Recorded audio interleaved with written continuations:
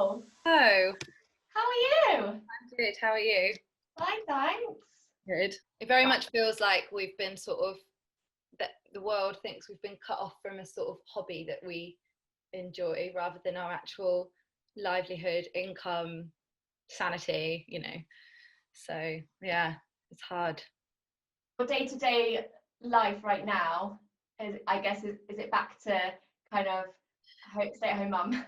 Yeah, I mean, I feel like I've got a bit of breathing space now because she's back at nursery a little bit, although that is a whole balancing act of affordability in itself because obviously don't have a job.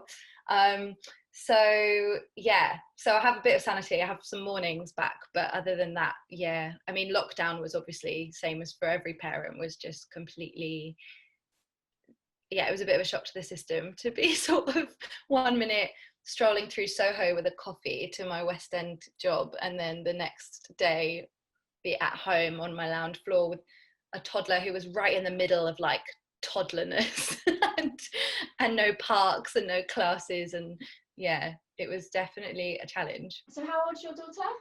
She'll be 3 in 2 months. Oh, okay. So how has having a child, first of all, affected your career? It's really hard to say, and it's something that your brain ponders all the time. But I don't know. I definitely felt like after having her, I felt like it was harder to get back in. But I think, again, that's me being kind of hard on myself because after I had her, I very much got more picky about what I went in for audition wise and wanted to just go in for roles. And if I was going to go in for covers, it had to be something really special. And so there was a lot of coming second for a long time after having Hallie. And that's fine. That's like a positive. It's not a bad thing. But it just felt, when you're at home with a kid all day and you're like just trying to get back in, it just felt like I just couldn't get my foot back in the door. But I do think it's just perseverance, and you can make it work. I mean, it's hard if you don't have a support system. Yeah, it's hard that when you don't have a sort of grandparent that you can just throw the child at. The industry is still very behind on understanding parents, and as much as we have rules in place that rehearsal schedules have to be given in advance, you definitely find yourself in position fairly often where the day before you get told you're in at a different time than you thought, or and that's obviously a real juggle. But I think mostly it just made me more empowered in taking the jobs I want to take and not taking jobs that I didn't really want to do because it took me away from being with her. And I'm sure this isn't me just like being high and mighty because I can afford to do that. It physically costs more money to send her to nursery and have childcare. So if the job wasn't worth my while, then I wasn't going to do it because I basically break even. Do you know what I mean? So it's like she might as well be at home with me, and then when there's a job I really want to do, then I'll go and I'll do that, and I'll pay the price for it if it's not a well-paid job. Or it's just a whole new journey. And I did feel very fortunate that the first few weeks on Pretty Woman, I just felt very, very excited and happy and satisfied that I've got this beautiful daughter at home and got to go to work every day and be with a bunch of amazing women in the dressing room and be on stage every night, and then come home and I felt very grateful for that, very lucky. So it's knackering, but and you miss you miss a lot of bedtimes, but it's what you got to do. Just got to listen to your heart, I guess, and know what's worth it for you. So in terms of family then, you mentioned Luke, is that your husband? It's my husband, yeah. It's just the three of us and two cats and a dog. Oh, 2 cats and a dog? Yeah, got a menagerie. I've shut them all out now though, otherwise I'd show you. But yeah. So he is a sound designer and engineer for television, like in post-production. So it's great actually, because although he works sort of, I say 9 to 5, he does lots of hours, probably a lot more than that, but he has a normal houred job, and then but he's still in that world, in the creative world, and he gets that we have to kind of duck and weave, and you know, again, throwing the baby at him for an hour while I run to an audition, and you know, that it's not like he's off in a big corporate job. But also it's not that we feel secure enough in his job that, like, you know, touch wood, because it is TV and that could all still go to pot, but that I have the freedom to still stay being an actor, because I can imagine, I can't imagine how hard it is right now to be 2 actors with children, and the pressure and the lack of help that's been given is really, really scary. So yeah. When Mr. Boris gave his lovely speech back in March, Yeah. and we were told to stay at home, what were you doing? Well, it was really weird because what was it, like the Friday before or something, he said don't go to theatres, but he didn't close them or whatever.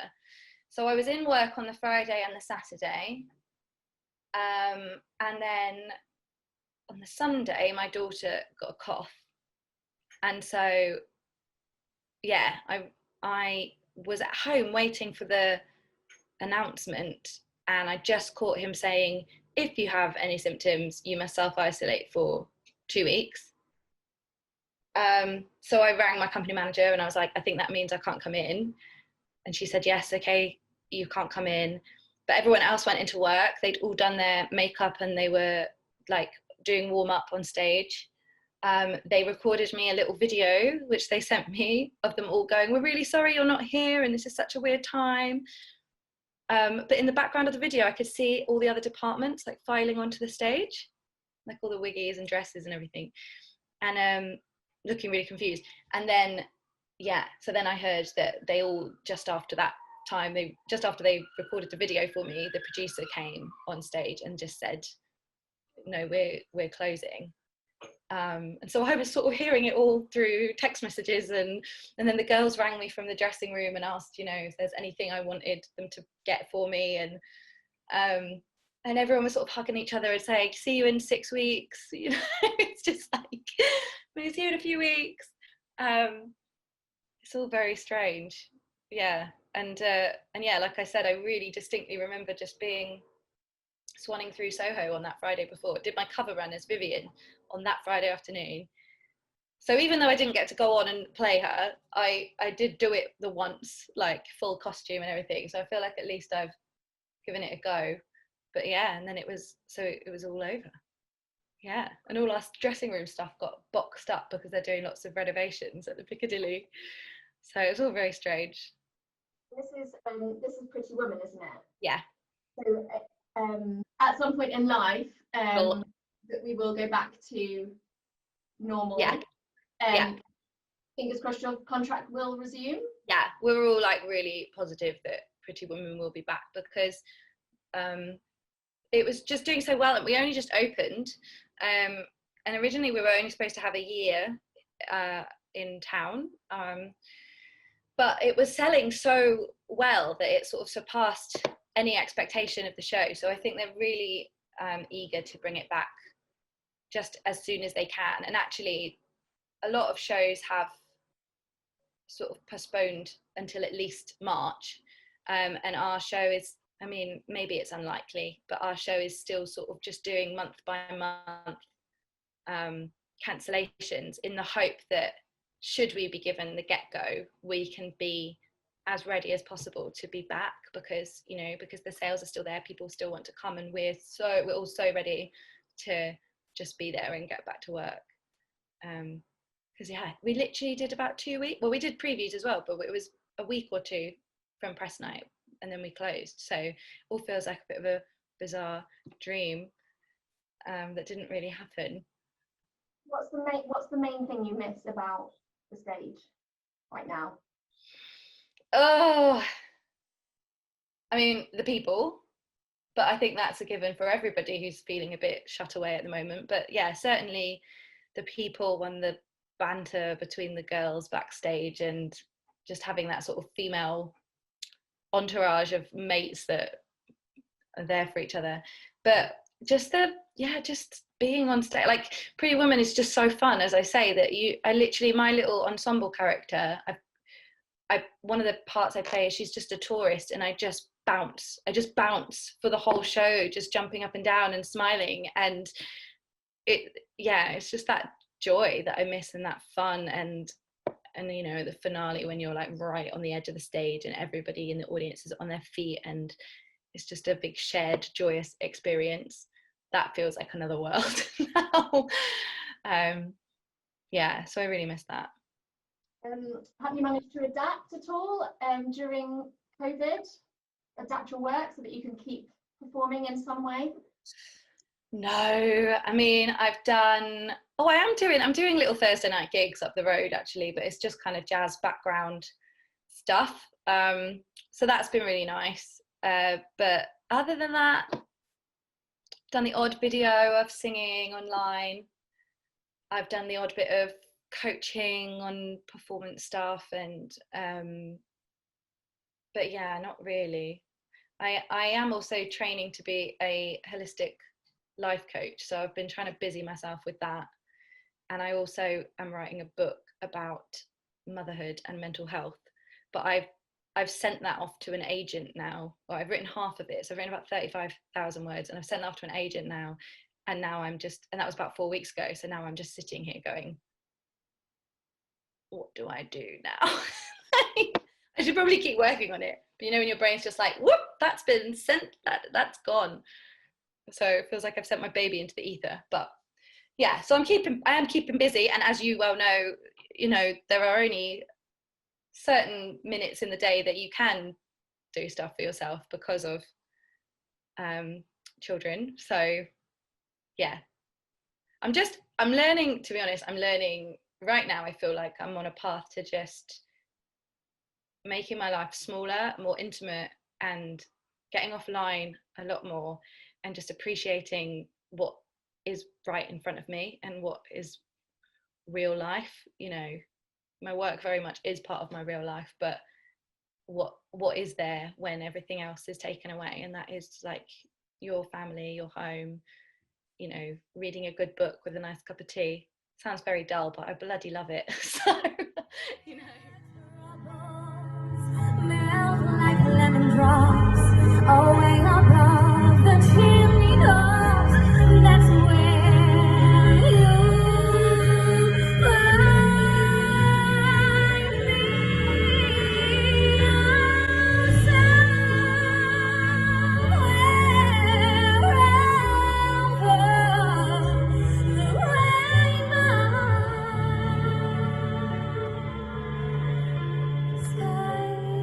I haven't written the second half of the book yet, but it will be about sort of the identity change that you face when you become a mum, and especially if you have any mental health issues, how you feel like everything has fallen away and disappeared, and kind of embracing that journey of letting everything fall away and seeing kind of what's left and how to rebuild on this new version of you.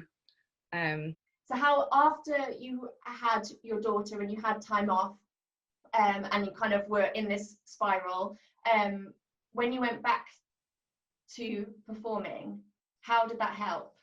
Well, I was a bit silly in that the second my daughter was out of my body, I put this pressure on myself that I need to be myself again, both in, like you say, weight, image, and like I had something to prove. I had to prove that I could just get right back on the horse. And I think within about 6 weeks of Hallie being born, I was back hosting a cabaret gig at the Crazy Cocks, feeling sweaty. Do you remember that sweat? You just feel like your body is permanently detoxing for about 6 months, and feeling sweaty and out of shape. But that's fine. But I felt like unfit and didn't really want to be looked at and didn't really enjoy being in the spotlight, and I sort of forced myself back into this career I can do that. I can do that. I can go back to work. I'm going to be back singing on stage within 6 weeks, which is crazy. And I said the same thing to my agent. I said, get me straight back to the audition room, get me back in there. And he did. He got me an audition for a big musical, like less than 2 months after she was born. And I rang him the day before and I said, I can't do it. I don't know what I was thinking. Like, I don't know what I was thinking. I can't do it. I'm not a good representation of myself right now, like in terms of my career. I don't want to present who I am right now because I don't have any confidence. Yeah. So I then left it for a while, and I probably went back to auditioning like 6 months later. I probably did then again about 6 months later started doing the odd singing gig, and there were times when that felt really great, and I mostly loved being back in the dressing room with people, because as you know, when you're like a mum at home for a long period of time and you don't have anyone to talk to, just being in that environment of a dressing room again felt amazing. But then by that point, the whole shift of identity had begun, and I felt like I'd outgrown what I was doing in the cabaret world, and so then decided to leave that behind and move on. And that's when I started exploring like the life coaching stuff and doing more of the writing while still auditioning. And then I didn't really do any big acting jobs for a while. I did lots of little workshops, but playing like leading roles, which is what I really wanted to do. And I just loved it. And I kept questioning. I was like, is this still what you want to do? Is this still what you want to do? I was always asking myself. But the fact of the matter was, is that the minute I was back in the rehearsal room, it was like I was back in my normal self, like functioning in, it's hard to describe, but just like, this is the way I work. This is my natural environment, and I would lose myself in it. So that just confirmed for me that that's absolutely still what I want to do. I think there's part of me that wants to be like, oh, wish I just had a kid and then didn't want to do it anymore, because it's so hard to balance. But I do definitely still want to do it. And then, yeah, being back at Pretty Woman was my first big, long job back. Long. It was supposed to be long. So, yeah, I was loving it. Does theatre have an impact on other people's mental health? Oh, absolutely, because it's cathartic, isn't it? I think people relate to it in different ways, and I wouldn't want to speak for how people relate to theatre, but for me, it's just that I want to go on a journey with the people on stage and relate it back to something I'm experiencing, or I want to learn about how it feels to be someone else. Yeah, I think it's a real shame that there isn't the opportunity to go and listen to stories at the moment. But we're very fortunate, I suppose, in that like Netflix and all of that is just, I wasn't a big TV watcher before this time, but I think I'm just craving stories and creativity that got quite into it now. Yeah, I mean, thankfully I've been all right. I've definitely had moments where I've been really worried about my mental health, but you know, touch wood, so far I've been okay. Sometimes I feel like my hands in the air. I know I can count on you. Sometimes I feel like saying, Lord, I just don't care. But you got the love I need to see me through. Sometimes it seems the road is just too road. It won't happen. But if, for instance, theatre just never existed again, Oh, another option for you? I think I would go down the mental health route for sure. I'm doing the life coaching because I really enjoy helping people figure out what they really want to do, and what their intuition is guiding them to do what they really want. And so I guess if I had more time and more money to go back and study, then I would go back and look at psychology and therapy and mental health and stuff, because it's so rewarding, and it's also just the other part of me that sparks interest and joy and excitement in helping people. Maybe some yoga. Maybe I'd go and live on an island somewhere and teach yoga and learn about mental health. I'd like to do that now, actually. Can we go? Yes. If you had to live on an island, and what 3 items would you take? Oh gosh, not including people or anything. Not including people. What would I take? I would take a book. Don't know which one. Something really deep that would like take a lot of rereading to get the most out of it. Something spiritual. I would take maybe my guitar. Not that I'm even very good at guitar, but just, you'd be able to make music then. You are, I've seen you are. Oh, I'm a very good blagger. My husband is very good at guitar and I need to rope him into playing for me. Third item, a really warm onesie, snuggly blanket thing. I'm such a creature of comfort. If you'd asked me this, like, I don't know, 5 years ago, I would have been like, bottle of vodka and, a sound system. I don't know. Motherhood changes you, everyone. I hear you, sister. A good book and a blanket. Dream role. If you could play any role in theatre, what would be your absolute dream role? I don't know, because I really love creating new theatre. So like, I guess my dream role would be a brand new musical where you got to create something from scratch. But I'd bloody love to be, I shouldn't say that, should I? But I'd love to be Sally Bowles. Well, I don't think I'm leggy enough. Just that I've always had an inkling that you have to be leggy to play Sally Bowles. I'd love to play Sally Bowles. And I would love to be in this Alanis Morissette musical that apparently exists in America. And I'd love to be Joni Mitchell. Yeah, that would be pretty sweet. I feel like we spoke a lot about motherhood, but that's fine. Yeah, we did. Sorry. Yeah, we did. Okay. That's what happens when 2 mums get together. I know. Like someone that understands. Yeah, exactly. But it's interesting to see, how different people have coped with COVID in different situations. Like, I think it's very important that people can see that. Do you know what I mean? So not only is the industry struggling, but like you say, until they're 3, you don't get any help. And so if you've not, now technically not got an income, it's not like theatre has the furlough scheme, or that you had. Theatre was a completely different world, and I think that's what I want to try and get across, is that we need to look after theatre. Yeah, and also, there were so many loopholes in that government grant.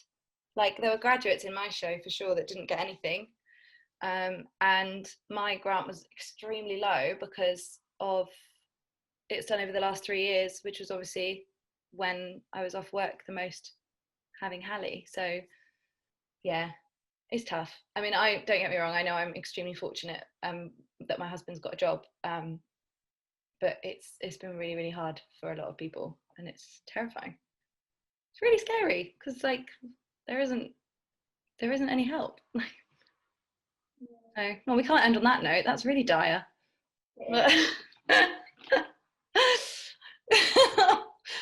We're going to be so appreciative of it all, being on stage, being in the audience, being, teaching it, doing it, teaching others about it. It's going to be magic when it is back.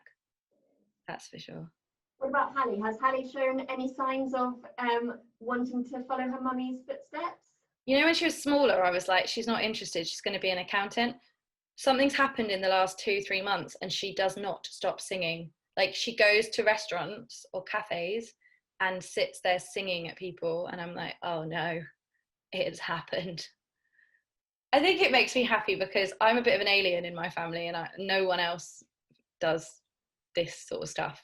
So yeah, it would be nice to have someone to share it with. But with that comes all the worries, because from experience how hard it is and how hard you have to graft, and all the negativity and the criticism and what that can do to you mentally. But she's got me to go through that with her, I guess.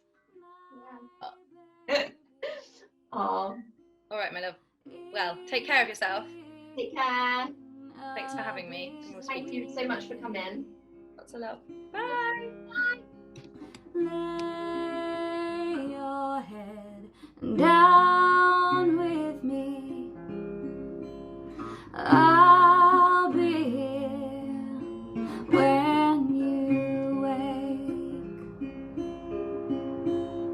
Moon will shine up in the sky. Stars are shining bright for you tonight. Dreams will fall into your head, safe here in my bed.